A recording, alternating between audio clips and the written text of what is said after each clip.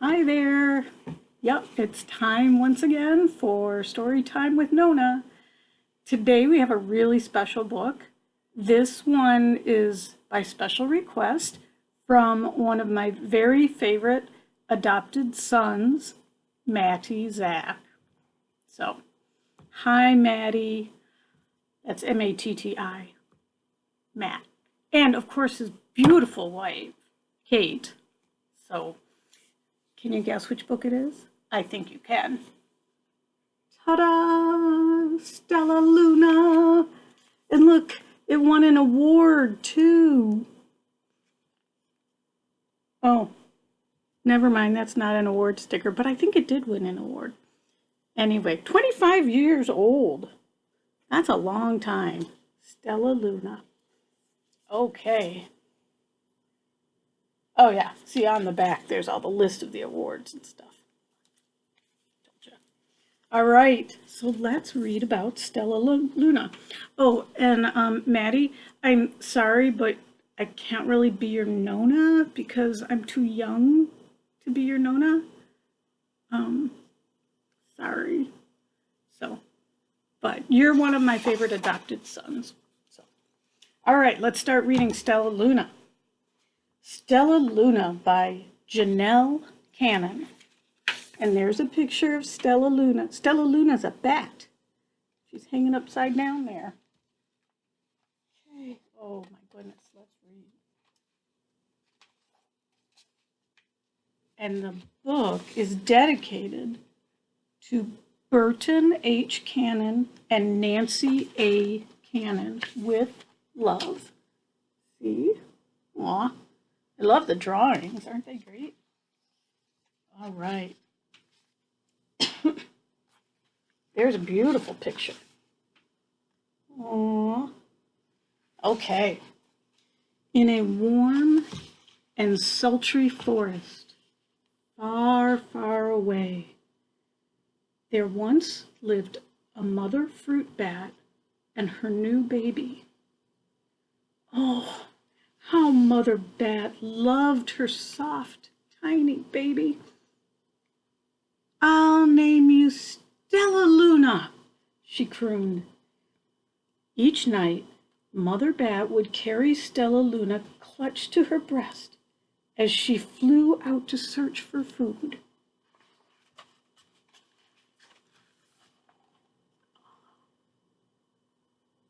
We'll have to see what that picture means. One night, as Mother Bat followed the heavy scent of ripe fruit, an owl spied her. On silent wings, the powerful bat swooped down. Oh, the powerful bird swooped down upon the bats. Dodging and shrieking, Mother Bat tried to escape, but the owl struck again and again, knocking Stellaluna into the air. Oh no, Stellaluna! Her baby wings were limp and useless as wet paper. Down, down she went, faster and faster into the forest below. The dark, leafy tangle of branches caught Stellaluna as she fell, and one twig was small enough for Stellaluna's tiny feet. So wrapping her wings about her, she clutched the thin branch, trembling with cold and fear. Mother, Stellaluna squeaked, where are you? By daybreak, the baby bat could no longer hold on. Down, down again she dropped. There she is, hanging on with her little feet, and she looks so scared. Oh.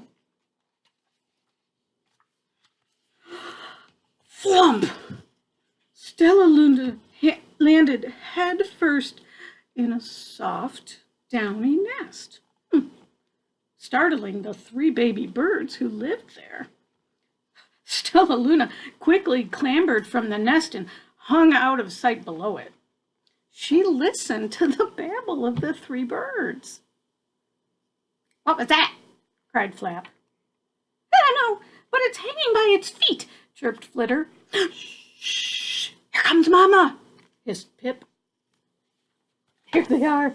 Look, there's Stellaluna. Oh, she fell right in.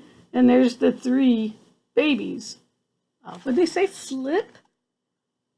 Oh, Flitter, Flap, Flap, Flitter, and Pip. I don't know which is which. You guess. Okay. Oh my. Many, many times that day, Mama Bird flew away, always returning with food for her babies.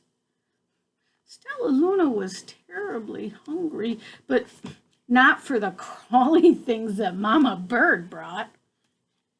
Finally, though, the little bat could bear it no longer. She climbed into the nest and closed her eyes and opened her mouth. Plop! In dropped a big green grasshopper. Oh my goodness. Oh, look at that. She must have been really, really hungry. Oh my goodness. But that was nice of that Mama Bird to feed her.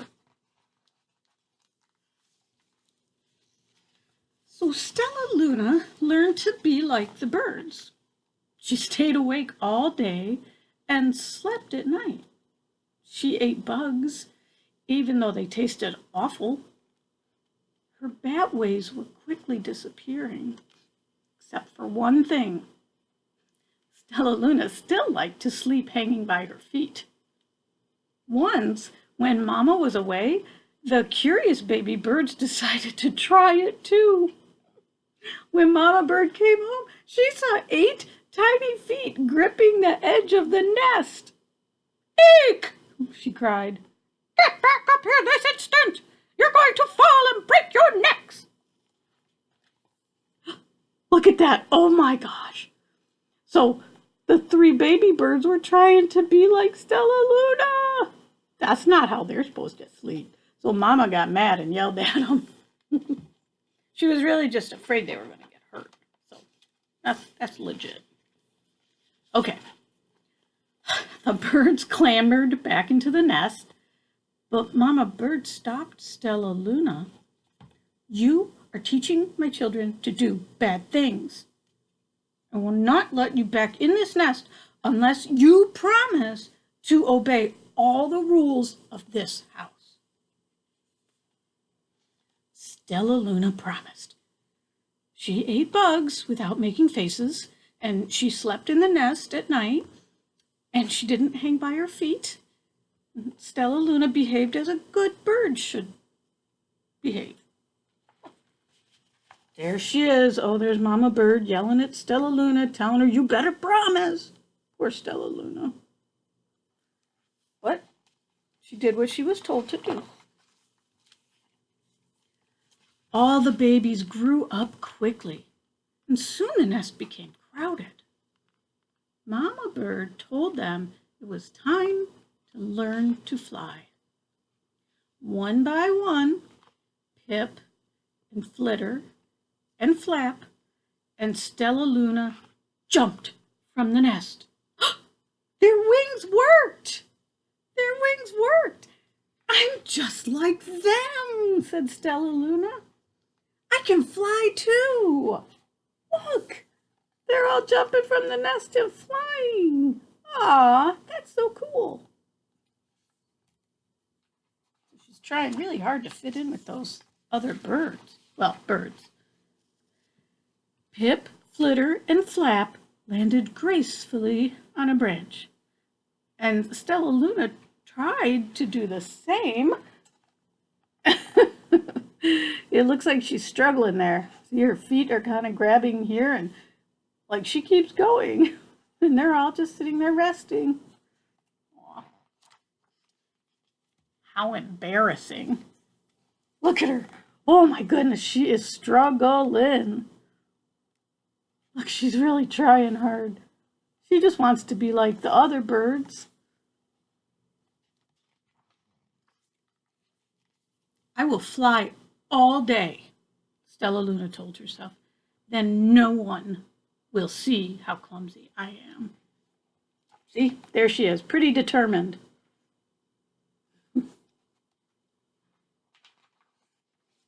The next day, Pip, Flitter, Flap, and Stellaluna went flying far from home. They flew for hours, exercising their new wings. "The sun is setting," warned Flitter. "We had better go home or we will get lost in the dark," said Flap. But Stellaluna had flown far ahead and was nowhere to be seen. The three anxious birds went home without her. Look at that, see? She went way ahead, and these three stopped and said, "We better go home." All alone, Stellaluna flew and flew until her wings ached and she dropped into a tree.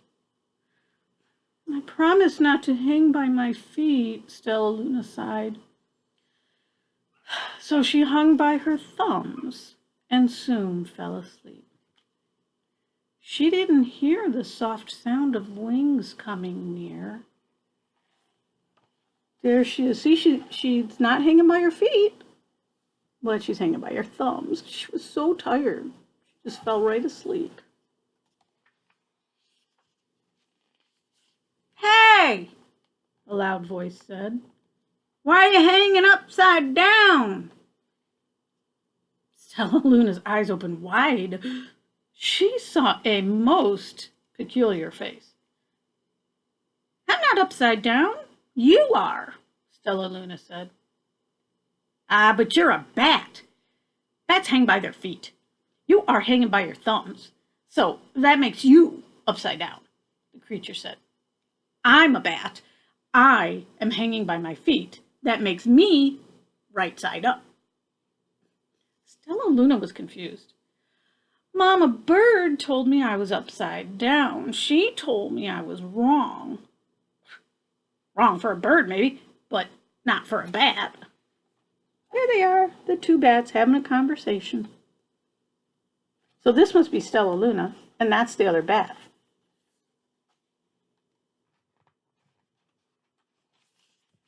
More bats gathered around to see the strange young bat who behaved like a bird. Stellaluna told them her story. "You ate bugs?" stuttered one. "You slept at night?" gasped another. "How very strange," they all muttered.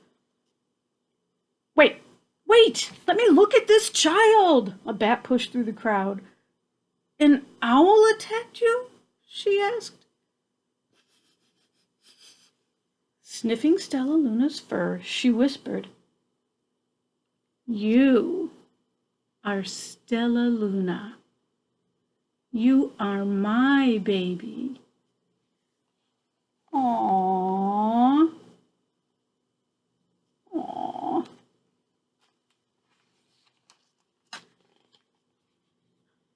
"You escaped the owl?" cried Stellaluna. "You survived?" "Yes," said Mother Bat, as she wrapped her wings around Stellaluna.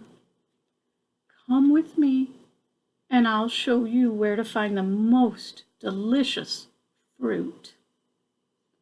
You'll never have to eat another bug as long as you live."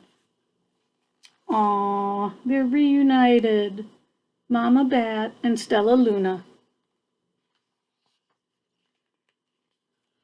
"But it's nighttime," Stellaluna squeaked. "We can't fly in the dark or we will crash into trees." "We're bats," said Mother Bat. "We can see in the darkness. Come with us." Stellaluna was afraid, but she let go of the tree and dropped into the deep blue sky. Stellaluna could see. She felt as though rays of light shone from her eyes. She was able to see everything in her path. Look at that. It's like flashlights coming out of her eyes. Soon, the bats found a mango tree, and Stellaluna ate as much of the fruit as she could hold. "I'll never eat another bug as long as I live," cheered Stellaluna as she stuffed herself full. "I must tell Pip, Flitter, and Flap." Ooh, look at that, munching on a mango. Nom, nom, nom, nom, nom, nom. She seems so happy now. The next day, Stellaluna went to visit the birds. "Come with me and meet my bat family," said Stellaluna. "Okay, let's go," agreed Pip. "They hang by their feet, and they fly at night, and they eat the best food in the world," Stellaluna explained to the birds on the way. As the birds flew among the bats, Flap said, "I feel upside down here." So the birds hung by their feet. "Wait until dark," Stellaluna said excitedly. "We will fly at night." Oh my goodness, look at that. Look at those silly birds. They're hanging upside down with the bat. When night came, Stellaluna flew away. Pip, Flitter, and Flap leaped from the tree to follow her. "I can't see a thing," yelled Pip. "Neither can I," howled Flitter. "Ah!" shrieked Flap. "They're going to crash," gasped Stellaluna. "I must rescue them." So Stellaluna swooped about, grabbing her friends in the air. She lifted them up to a tree, and the birds grasped a branch. Stellaluna hung from the limb above them. Phew! Look at that. She just grabbed them all, and they're all holding on. Phew! Good job, Stellaluna. "We're safe," said Stellaluna, and then she sighed. "I wish you could see in the dark, too." "We wish you could land on your feet," Flitter replied. Pip and Flap nodded. They perched in silence for a long time. "How can we be so different and feel so much alike?" mused Flitter. "And how can we feel so different and be so much alike?" wondered Pip. "I think this is quite a mystery," Flap chirped. "I agree," said Stellaluna, "but we're friends, and that's a fact." Aw, there they are, buddies, even though they're really different.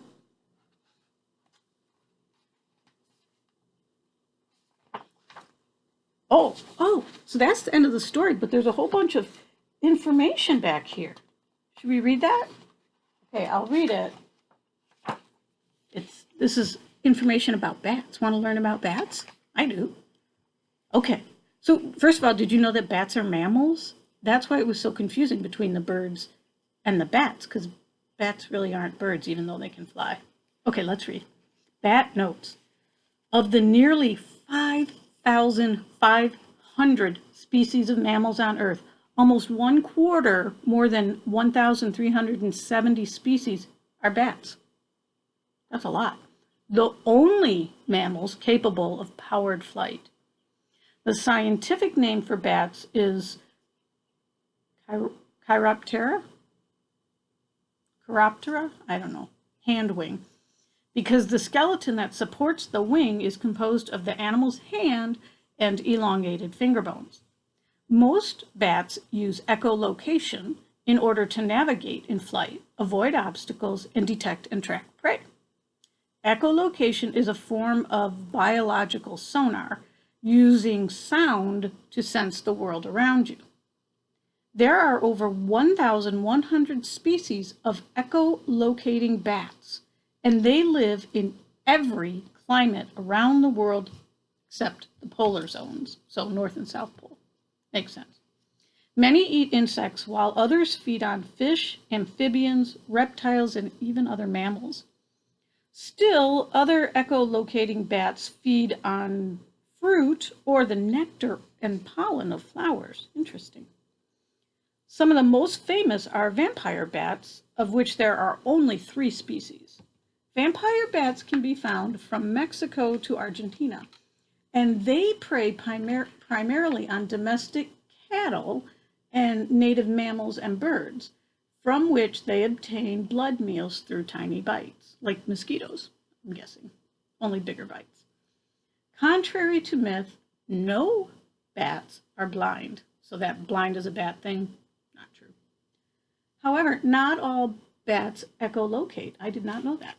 Most Old World fruit bats, like Stellaluna, instead use their keen vision and sense of smell to orient themselves and find their food. There are about 200 species of Old World fruit bats. The smallest have a wingspan of 11 inches. So maybe like, can't there, maybe like that.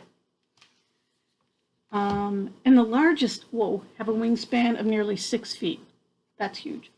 Old World fruit bats generally have long muzzles, large eyes, pointy ears, and furry bodies, which is why they're often called flying foxes. See, they kind of have a picture that's as though that's a fox and that's Stellaluna, and their faces kind of look the same. They live in tropical and subtropical climates that provide year-round supplies of their favorite fruits, flowers, and nectar. Some fruit bats, as they forage for nectar, pollinate many types of night-blooming trees and plants. That's important. Others eat whole fruits, seeds and all, and then distribute the seeds over the forest floor in their droppings. That's important too. In these ways, bats are very important to the regeneration of tropical forests. So there you go. That is Stellaluna. And that one was just for Mr. Matty Zach. So I hope you enjoyed it, even though it was a long one. Okay, take care. Have good dreams.